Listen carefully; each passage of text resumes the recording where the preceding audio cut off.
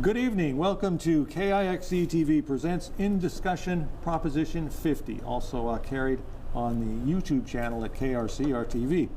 I'm here tonight with the CEO of Green Retirement and the chair of the Democratic Central Committee of Shasta County, Rose Penelope Yee. Thank you for being here, Rose. And also Shasta County 4th District Supervisor Matt Plummer.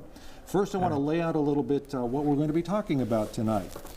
Now, right now we have a conversation about Proposition 50. The goal tonight is to understand the redistricting process and consider the arguments for and against Prop 50. It's on the ballot for November 4th, and it would replace California's current congressional district maps with new legislative drawn maps. And the total number of districts, though, would not change. Currently, an independent commission is responsible for redistricting in the state of California. The commission includes 14 members, 5 Democrats, 5 Republicans, and 4 members who are not registered with either of those political parties. Districts are evaluated every 10 years after the national census. Prop 50 would allow voters to, rather than the commission, to determine the districts until the 2030 census through ballot measures, and then it returns to the commission after that. So, I want to start off first by asking each of you for an opening statement, and I'd say I'd flip a coin as to who goes first, but nobody ever carries cash anymore. I don't know. Penelope, why don't you go first, Rose? Okay. Well, thank you, Mike, for moderating. Thank you, Rob, for hosting. And thank you, Matt, for joining me in this conversation on Prop 50. So, ladies and gentlemen, Prop 50 is California's principal response to a blatant power grab by President Trump when he asked Texas Governor Abbott to give him 5 more Republican seats in Congress. It was about rigging the game and locking in political power. But why did the president feel that he needed to do it? He felt he needed to do it because his policies have been very unpopular. His economic policies have squeezed the American people. Our purchasing power has steadily dwindled. Households are crushed with heavy debt, and we are losing hospitals and healthcare. So, understandably, the voters are angry, and Trump is afraid that Republican control of Congress is endangered, and so he turned to gerrymandering. But we here in California are now faced with a choice. Do we just sit back and let that happen? Or do we fight? Do we stand up for our democracy? Prop 50 is a temporary measure. It is our way of making sure that the playing field is even. So Prop 50 is temporary. It's not about left or right. It's about fairness versus corrupt manipulation. It's our democracy at stake, and Prop 50 is fighting for it. Thank you, Rose. Matt. Thanks, Mike. Great to be here. Great to be with you, Rose. I want to describe 3 main reasons why I believe you should be, especially if you're in Shasta County or Modoc or Siskiyou or anywhere in Northern California, why you should be against Prop 50. And the first comes to fairness. I mean, we're talking about kind of exacting retribution on a national political figure, but I think when we should be focused on what does representation and fair representation look like at the local level and at the state level. And right now, so California has 52 members of Congress. Right now, 43 of them are Democrats.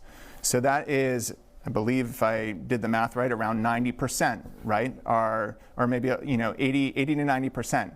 Right now, though, if you look at the party registration, there's less than 2 times that number of Democrats than there are Republicans. So when we look at Congress in California is already way overrepresented by Democrats.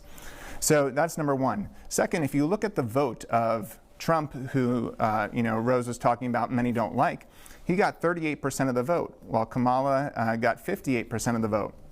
So you would expect that the members of Congress would have a roughly equal proportion of that. Instead, this will move it to 48 out of 52 congressional representatives are going to likely be Democrats, and that will be 92% of all of them, which is way out of whack with what we see in the state. Now let's talk about Shasta County. This will dramatically change the game for Shasta County, and I'll talk about this more, but there will be, in just 2 counties, Marin and Sonoma, more registered Democrats than there are Republicans in the whole District 2 if this passes, which will dramatically change representation locally. Thank you, Matt. Rose, your rebuttal to Matt. So friends, when a big, powerful bully keeps hitting you economically, politically, do you just cower and cry? No, you fight. And that is what Prop 50 is all about. When Texas Governor Abbott decided to heed President Trump's call and gerrymandered Texas, that was hijacking our democracy. And when a state chooses to hijack Congress, it's not just Texas that is affected. It's all of us. It's all of us here in California. It's not just our district that's at stake. It's representation for all of us here in California. So this is not just a district-wide representation battle. This is a battle for the whole of California. And that's what Prop 50 is all about. Thank you, Rose. Matt, your rebuttal to Rose. Yeah, those who support Proposition 50 are attempting to, say, balance the scales nationally while throwing the scales way out of whack in California. And so on one hand, they think it's so important that we spend $250 million on a special election to try to right the scales at the national level when they have no concern about throwing the scale way off at the state and local level.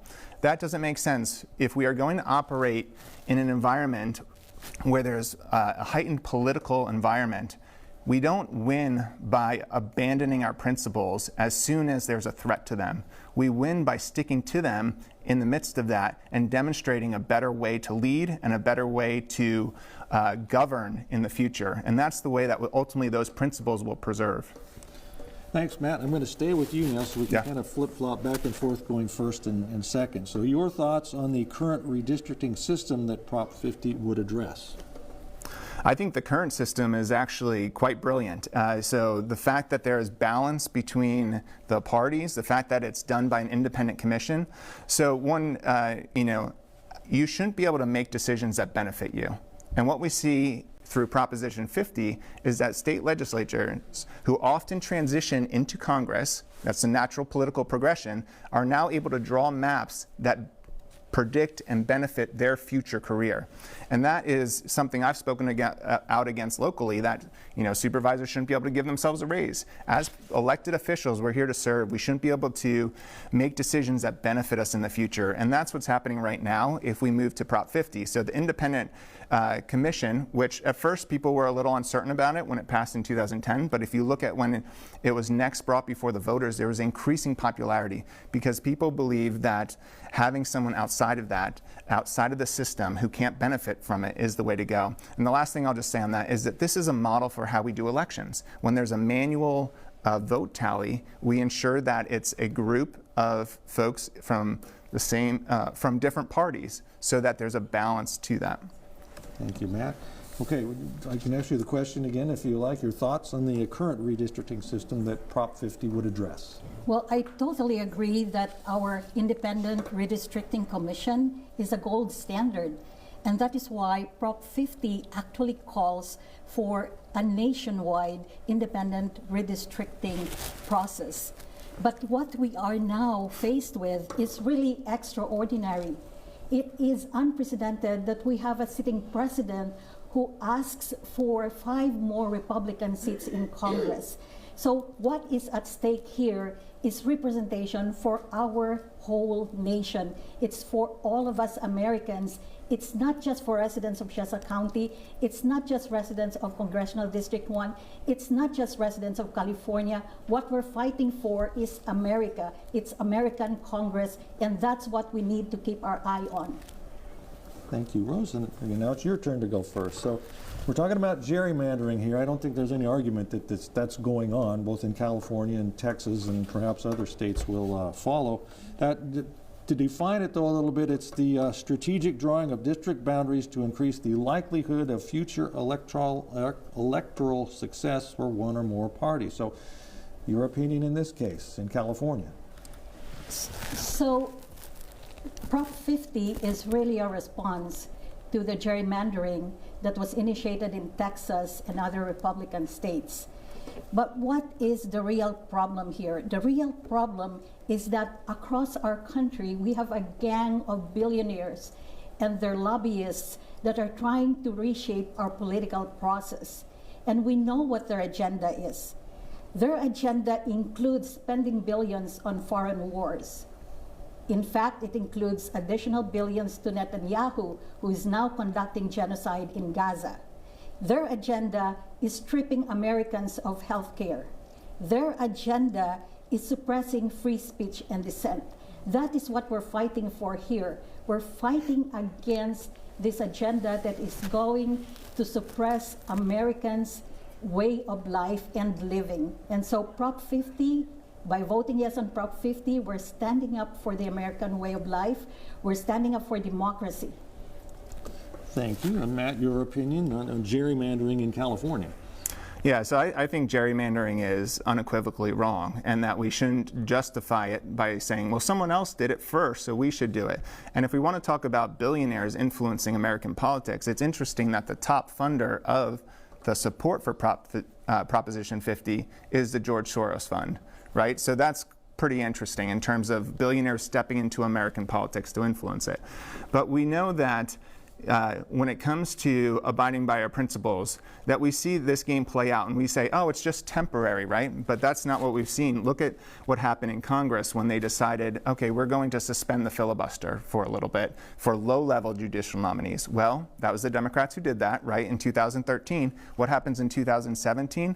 Then the Republicans say, well, you did it first, so now we're going to take it to Supreme Court nominees. And then what happened in 2024 during the presidential election? There was all this conversation by primarily Democratic presidential contenders of abandoning the filibuster altogether. This is the natural progression if someone escalates and retaliates, is they take it to another level and it erodes the very system that we have that undermines our democracy. And the last thing I'll say is that I think it's actually a mockery that they put both the redistricting and the call for a national commission to have an independent commission on the same ballot. It's saying, don't do what we're doing, do what we're saying to do. And honestly, this is really distressing because this is what California is known for. Look at what happened during COVID when the same people who are calling for lockdowns were sitting at the French Laundry eating. It's that same hypocrisy that riled the American public and the California voters then, and it's happening again. And we've been kind of touching on this all along, but gerrymandering in and of itself, is it fair? No, it's not fair, and that's why it should never be in the hands of the politicians, because they will, by definition, take action to perpetuate their own careers. Unfortunately, politicians want to get reelected, and so they will act in that way. So we need to take it out of their hands and put it into a different entity. Is gerrymandering fair? Gerrymandering is not fair. Redistricting should be, I agree, in the hands of an independent commission, which is why Prop 50 is calling for it. But again, we are faced with extraordinary circumstance. We are faced with a president who wants to grab and continue to be in power in perpetuity. And what are the consequences of that? It's way beyond just Shasta County having a vote in Prop 50. It is one party working to entrench itself in power. We need to fight this abuse, and Prop 50 is one way that we're fighting it. So, Rose, what do you see as the long-term consequences if voters do approve or reject Prop 50? So there really is no long-term, I would say, effects of voters approving Prop 50. And that is because Prop 50 is temporary. It only applies to 2026, 2028, and 2030 elections, after which it will revert back to the independent commission. So that really addresses Matt's point about he was afraid that it will continue. No, it will not, because Prop 50 in essence stops in 2030. Matt, long, short-term consequences of Prop. Yeah, there's three significant consequences that we should not be willing to entertain. The first is that if California does this, we know a number of other states will do it. And that's the way we've seen in politics over the last 4 years, that California moves, and there's a number of other Democratic-led states that will move in conjunction with that. And so we're going to set off a whole round of gerrymandering, which will waste resources on unnecessary elections and disrupt the balance in every state around the country. So that's number one. Number two, once we justify it saying, well, this is an exceptional circumstance, then at any point in the future that the state legislature says, well, now we're in an exceptional circumstance, then they can just go back and say, well, we're gonna abandon it for a little bit again because we need to, because of this or that. And so it's setting a precedent that whenever politicians want to change the balance or aren't happy with what's happening in other places, that they can go and just change things to fit and match their rules. And then the third thing, and this is for me as a Shasta County supervisor, one of the most important, is that it's going to change representation for Shasta County and Northern California. It almost invariably is going to mean that the person representing Shasta County, Modoc County, Siskiyou County is going to come from Marin or Sonoma County, just based on population alone. And that means that those folks who, they could be great people, but they don't understand the rural Northern California. They, in Marin County is only 12% registered Republican versus 50% in Shasta County. And so ideologically, values-wise, we're going to have very different representation here, so that when we go to our congressmen, and here's the last thing I'll say, they, when they're running, won't even feel a need to come up here. And we see that with statewide candidates. They don't come here because they know they don't need the votes, and it will be the same thing. They will be unaware and ignorant of what's happening here. Thank you.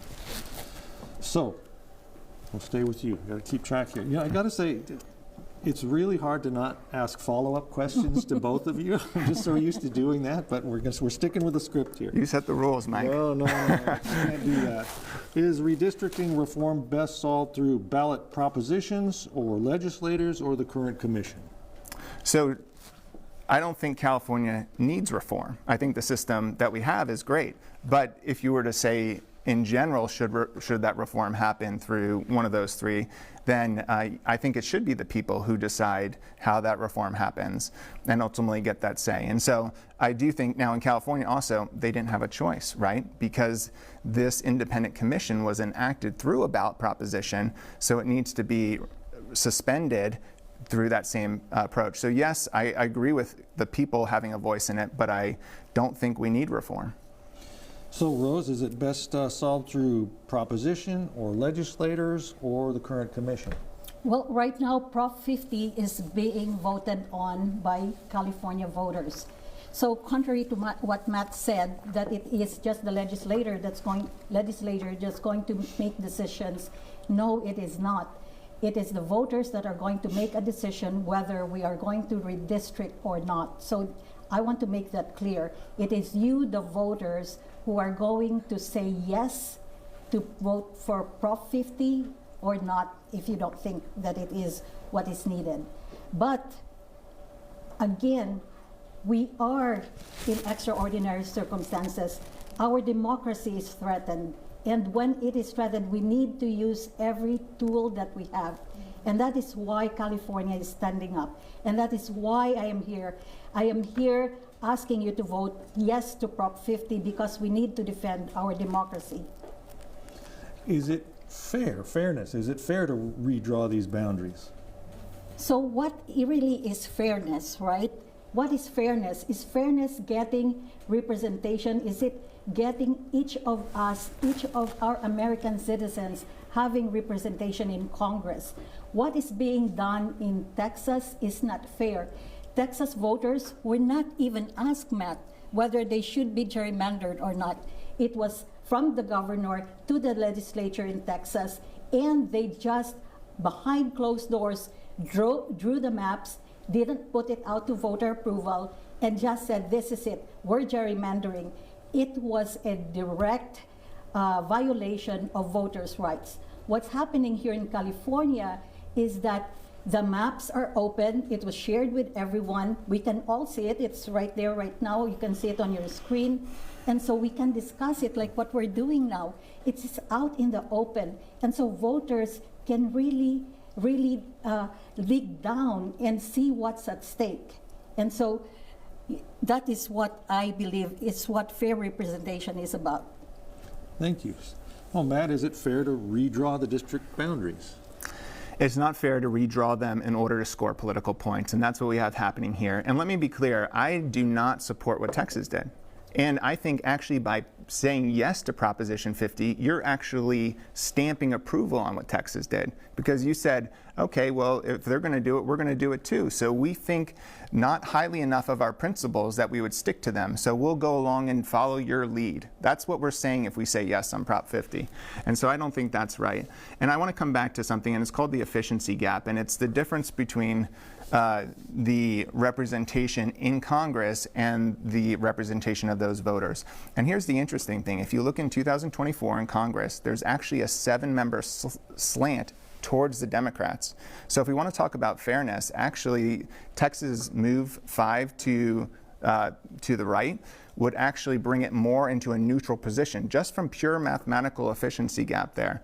And so that actually is moving it towards it. I still don't support it, but we are bringing it into more equality there. And so, again, and I would come back to the idea that, it's interesting, when did this independent redistricting commission start? Well, it was under Arnold Schwarzenegger. And, when Rose talks about the threat to democracy, Arnold Schwarzenegger has said that Proposition 50 is a threat to democracy. And you might say, well, of course, he's a Republican, he's doing that. He also, by the way, endorsed Kamala Harris and voted against Trump in this last election, and yet he stands by the principles that were enacted when he was in leadership.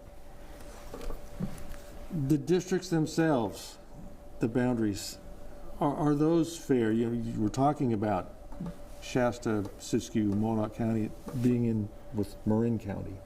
So how fair is that? Yeah, I think it's a real problem because in order to have representation, there are a number of factors you would want to look at. One is urban-rural mix. Rural Northern California is significantly different than urban California. And I've lived in both urban areas and rural areas. And so if you don't understand the dynamics of rural areas, and I talk with our state legislators, and they say that they often have to bring, or they bring up other legislators from urban areas to Northern California to expose them to what life is like up here. And so the idea that we're going to be represented in Congress by people who don't understand how the timber industry works, who don't understand why we have, economic shortfall and not the jobs there, that is problematic, and it means that the efficacy of that of someone representing someone in Northern California will be diminished. So, Rose, putting Shasta, Siskiyou, Modoc counties in with Marin County, is that fair? Well, I think that it's a fallacy to think that just because we will have drawn new districts, if Prop 50 gets approved, means that we will have a representative who is just going to be in the cosmopolitan areas of Marin. It is a fallacy because 2026 elections would open up the slate to a range of candidates. We can have candidates here in Shasta County, in Siskiyou County, in Modoc County, who can compete with those from Marin. So I don't think that we need to impute right now a representative for Shasta County that is just going to be knowledgeable about urban areas like Marin. We certainly will have the freedom to elect our representative in 2026 that can represent our county, Shasta County, Siskiyou County, Modoc County, and the rural areas of District 2 if Prop 50 passes. Thank you. How does Prop 50 shift political influence rather than eliminate it? So Prop 50 does not shift political influence. Prop 50 is meant to balance out Congress. So Texas grabs 5 seats. California is trying to balance it by redistricting and hoping that we will elect 5 Democrats in 2026 that will balance what Texas is doing. Because what's happening here, we have to keep in mind that this hijacking of our democracy is going to be really detrimental to our lives here in Shasta County. What is at, we need to really look at what is at stake. What is at stake is is continuing billionaire control. It's continuing control of the powerful. It is not the people's voices that are going to be represented. It is the powerful elites that will keep on controlling our political system. Thank you, Rose. So, Matt, how does Prop 50 shift in political influence rather than eliminate it? Yeah, and I want to come back to the local dynamics because while Rose mentioned that we can certainly in Shasta County put forth a candidate to run for Congress, the problem is not whether or not we can put forth a candidate, but that it's where the population is based. And so, as I said at the very beginning, there are more Democrats, if these maps are redrawn, there are more Democrats in 2 counties. This would be an 8-county district. There are more Democrats in 2 counties than there are Republicans in all 8. And so that means that if someone's going to run and have the best chance of success, either they're going to come from that area because they already have existing relationships with funders and with voters, and or they're going to spend all their time there because they know if I was a Democrat and I was running in this newly drawn map, I would spend all my time there because that would be the best and most efficient strategy to win the election. And it's just a pure mathematical game. And so what that means is that someone from Shasta County is not going to have a chance. Someone from Modoc County is not going to have a chance. And that is where the shift in political influence is going to happen. It's going to be shifted away from Northern California and towards the Bay Area. And the Bay Area already has dramatic political influence on California and the nation. Look at the past several governors of California. They're from the Bay Area. That's because when you have dense urban populations that control the majority of the vote, that is where candidates win. And it happens at the state level, and it will happen in District 2, the new Congressional District 2, if we redraw these maps. Let's see. Can voters hold the map drawers accountable if Prop 50 passes? Well, this is an interesting question. I mean, I don't know exactly what we mean by that, except, of course, them being state legislature, you know, we could vote them out the next election, right? Mm-hmm. Now, the problem, we see the same representation at the state level, right? There's a supermajority where one party has controlled California politics for 10 years, maybe 15 years. And so the idea that that is going to be changed and that there's going to be accountability for it, I think is unlikely. You know, I think that this is our chance to hold them accountable for trying to undermine an independent redistricting commission. This is your chance. Vote no, and you will hold them accountable, saying don't grab power just because you don't like what another person is doing. So, Rose, can voters hold the map drawers accountable if Prop 50 passes? Well, I just want to address first the grabbing power, because the grabbing power here, Prop 50 was up because Trump and Texas Governor Abbott are grabbing power from us in Congress. And so, going back now to this question, it's kind of interesting because here in California, we are putting Proposition 50, the redistricting, before the voters. And it is open, the maps are shared, and discussions are going on like what we're doing right now. It's not hidden. It is not imposed on Californians, unlike Texas, where they just said, this is it. Voters didn't have a choice. We have a choice. So we are the ones who are accountable. If we pass Prop 50, we are the ones who we hold ourselves accountable for that.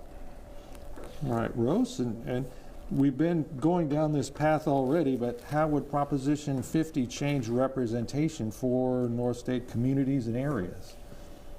So Prop 50 is really a statewide answer to Texas. It's not about Shasta County or even District 1, like I mentioned, but it is a statewide response to power grab by billionaires. We know what happens when billionaires have control of our country. We have private equity that will raise rents and tighten the noose around renters. We have big pharma executives who will continue to reap profits while we lose healthcare. And we have corporations that will continue underpaying their workers and prevent them from forming unions that would help them negotiate for living wages. That is what is at stake, friends. That is our way of life is at stake here. It's not just about having rural and rural portions of California being now merged with Marin County. It is about our way of life. It is about giving Trump and his billionaire buddies control of our entire political and economic system. Thank you. Now, Matt, how would Proposition 50 change, representation for the North State communities and areas? Yeah, I mean, I think at first it's interesting that Rose would say that this is about grabbing power from Trump because, I mean, for one, almost 40% of Californians voted for him. Secondly, if you look in Shasta County, that number gets, 65, 70% who actually support what he ran on and what he's doing for the most part. So I think the idea that all Californians and particularly Shasta County residents are against this is not consistent with what we see. The other thing, and I think this is the real concern for anyone in Shasta County who's considering voting on this, is Rose said it's not about Shasta County, and that's exactly right. Shasta County is going to suffer because we're being ignored. It isn't about Shasta County for those in Sacramento. It's about a political play for a governor who wants to run for president and is trying to build his resume of fighting back against President Trump. And that's been clear since 2024. I mean, no one disputes that. Politico writes about it. Everybody's talking about it. And so it's right. It's not about Shasta County. It's ignoring Shasta County, and it's going to hurt the North State at the benefit of someone's political resume. All right. And does Proposition 50 move California closer to a healthier democracy, or does it create new problems? I think it creates new problems, and I've talked about that. And I go back to Arnold Schwarzenegger's comments of he thinks it's moving it away to democracy. He thinks it's a threat to democracy, and I think democracy, ultimately, when Rose talks about, well, we should get credit because we're giving it a choice to the people. Let's be honest about that. They had to give it to the people. They didn't have the choice. If they had had the choice, they would have very likely taken it. And how do we know that? Well, look at what happened with Proposition 36, which passed in California by a 68%. 68% of Californians supported Proposition 36, which increased penalties for crimes, drug-related, and theft.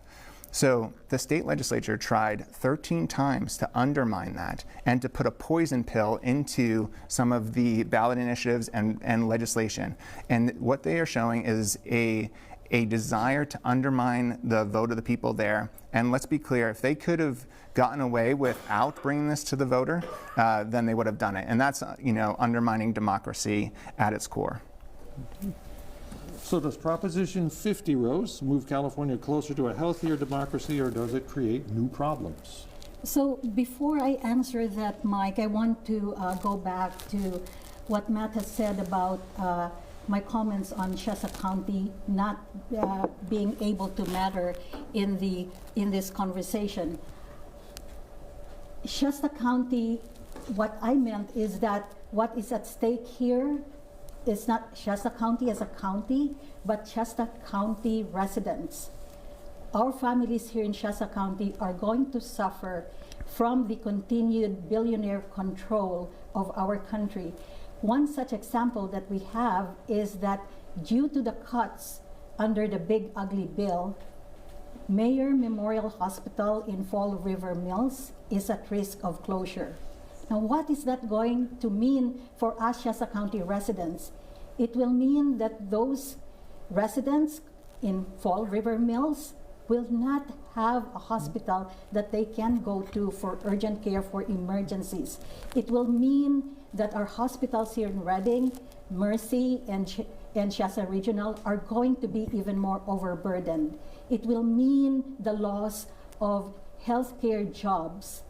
So when I talk about the fact that Prop 50 is addressing nationwide issues and not just county issues, it's because these nationwide issues have direct relevance on how we live our lives here in Shasta County. All right, I'm going to take that as the answer to that question. Okay, we're coming up on the closing opinions now. Why should voters, or should voters not, support Proposition 50, Rose? Okay, so voters should vote yes on Prop 50. And why do I ask you to vote yes on Prop 50? It's because we need to stand up for democracy. We need to stand up for a way of life. We need to stand up for independence. And, you know, when President Trump said, America first, what did he really mean by that? Because what I'm seeing by his America First program is that billions are now spent on foreign wars, while veterans' benefits are getting cut and seniors are afraid of losing their Social Security. It's not America first when big pharma executives are getting rich and even richer while we are losing hospitals and healthcare. It's not America first when big ag profits while we have small family farmers who are bankrupted. So America first should mean Americans first, all Americans first. It should mean a government that puts people's well-being beyond corporate greed. It is an America with a government that protects our communities, an America that guarantees opportunities, an America that restores faith in democracy. This is what we're fighting for in Prop 50. This is why we have to stand up, why we have to vote yes on Prop 50. Thank you. So, Matt, why should voters not support Prop 50? So I have 3 young girls, right? And, you know, every once in a while they do, fight a little bit. And inevitably one, pushes the other a little hard. Do I, as the parent, go in and say, well, she pushed you, so now go push her harder back? That's definitely what you should do. No, every parent, every person knows that that is not the principles by which we want to lead our county, by which we want to lead our state, or lead the nation. We don't want to be captivated by revenge and retribution and retaliation. We want to focus on what makes sense for Shasta County, for the state of California, and for representing the interests of the people in California. The Republicans have 25% of party registration across the whole state compared to 45%. That's less than a 2-to-1 margin. And yet we're saying through this that we're okay with Democrats having 92% of the members of Congress. That makes no sense. I mean, just basic math does not make any sense that you could have a party that has about 1/3 of the voters only get 8% representation in DC. It doesn't matter what Texas is doing. We can't control that. What we can control is our own destiny and whether we're going to live by our principles, and whether Shasta County wants to have a representative who comes up here and campaigns, who understands our issues, who goes up to Alturas and spends time on a cattle ranch, who knows what it's like to live in Northern California and can represent those interests in DC. And if this passes, invariably what's going to happen is our representative is not going to come up here for campaigns. They're not going to understand the nature of rural California, and they are going to be based in the Bay Area. And that is what the math shows, and it will perpetuate an uneven balance that already exists to the extreme in Shasta County, where a supermajority of one party has dominated state politics for 10 to 15 years. So vote no on this. Let's stick with our principles even when it gets hard. That's when principles matter the most. That's not when you abandon them. And let's stand up and focus on Shasta County and not get distracted by national political jargon. Thank you. Rose, would you like to rebut anything that Matt said tonight? Well, thank you, Mike. Indeed, when somebody tries to suppress your democracy, do you just sit back? No, you fight back. And that is what Prop 50 is about. It's our remaining weapon to fight against this brazen, corrupt political grab by President Trump and his billionaire buddies. President Trump was desperate. He knows his policies are not popular. Our lives have just gotten harder because of those policies. We can hardly afford groceries. Our families are crushed by debt, and we're at risk of losing not just our hospitals, but our health care. Prop 50 is our way of making sure that we can preserve political independence, Matt. It's not about, it's a principle too. Like our democracy is a principle and we need to fight for it. Whatever Texas does, it's not just isolated to Texas. Because they are going after congressional seats, what they are doing is affecting us here in California. And what they are doing is continuing that billionaire control that is suppressing ordinary working families like ours here in Shasta County. And that's why we have to fight. That's why we have to vote yes on Prop 50. Thank you, Rose. Matt, you would like to rebut anything that Rose said? I think we've covered a lot of ground tonight. I guess the last thing I'll say is that we're voting yes on Prop 50 is stepping onto a slippery slope. It's basically throwing your principles to the side and saying, whatever Texas does, if we need to, follow suit on that, we'll do it. And I don't think that's the way we want to lead here in Shasta County. And I think obviously, if you're not in favor of Trump's policies today, you might be thinking, this is my one chance to push back on it, to fight, as Rose said. But here's what you're doing if you, and that's totally fine, but here's what you're doing if you vote yes on this as someone who doesn't like Trump's policies. You're playing the short game. You're taking a shortcut that's going to undermine the future of how we lead and how we govern as a nation, as a state, and as a county.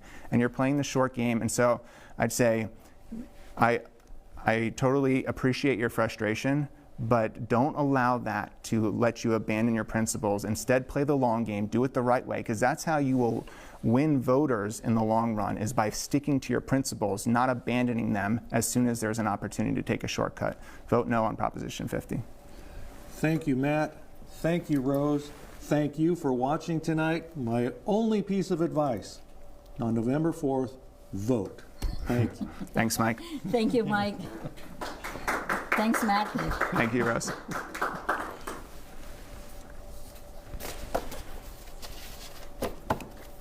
Okay, thank you. How long did we take?